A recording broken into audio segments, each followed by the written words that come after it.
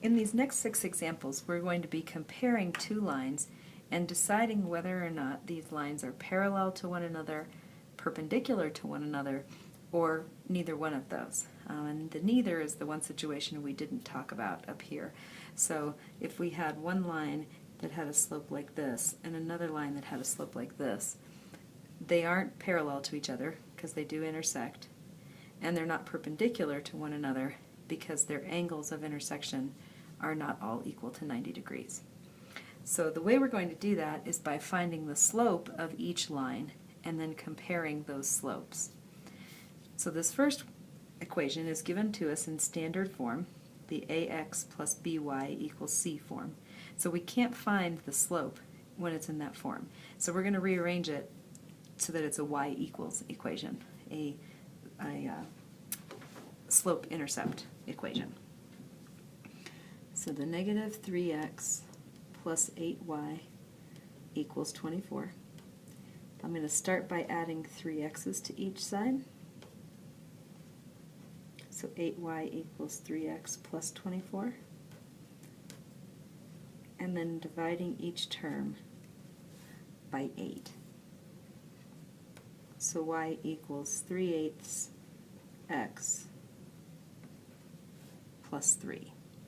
So in this first equation, my slope is equal to 3/8. For the second equation, 3x minus 8y equals 7. I'll subtract 3x from both sides again. I get a negative 8y equals a negative 3x plus 7. Then I divide both sides, all the terms, by negative 8, leaving me with y on this side. The 3 and the 8 both being negative, those negatives will cancel out, giving me a positive 3/8 x, and a negative, let's make that minus 7/8 as the y and my y-intercept. So this particular equation also has a slope of 3/8. Because these two slopes are the same, the lines are parallel. How about this next example? Well, our first equation is already in y equals mx plus b form. So we already have a slope that's equal to 6, or 6/1. But the second equation needs some rearranging. 12x minus 3y equals negative 5. Taking the 12x away from both sides, I get negative 3y equals a negative 12x minus 5. Dividing by negative 3, I get y equals 4x plus 5/3. So my slope in this case is equal to 4. And my slope in the other equation was equal to 6. So these slopes are not the same, and they're also not the opposite reciprocals. The opposite reciprocal of 6 would be a negative 1/6. Here it would be a negative 1/4. And these aren't different forms of either of those numbers either. So they're not parallel, they're not perpendicular, so we're just going to say neither for those two. These two again need some rearranging to put them into y-intercept form.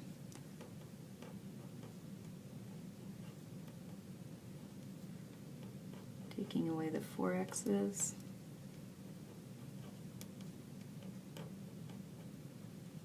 dividing by the negative 3, I get y equals 4/3 x minus 1. So my slope in this case is 4/3.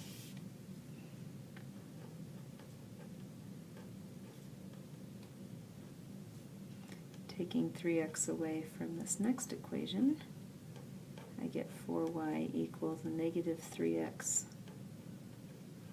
plus 36. Dividing by 4, I get y equals a negative 3/4 x plus 9. So my slope in this case is a negative 3/4.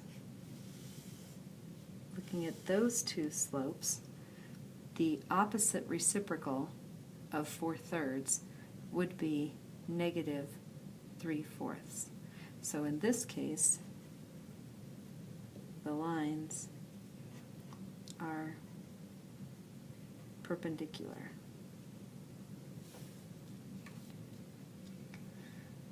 Looking at this example, I'm going to add 9x to both sides. So I get y equals 9x plus 2, which gives me a slope of 9. And in this case, I need to bring the 9y to the other side and the x to the other side. So both of those are going to change their signs when they switch places. Subtracting 9y from both sides, subtracting x from both sides. The negative 5 stays where it is. I divide each term by a negative 9, leaving me with y equals 1/9, because remember there's an invisible 1 here. The two negatives will cancel out, and it's plus a 5/9. So this m was equal to 9. This m is equal to 1/9.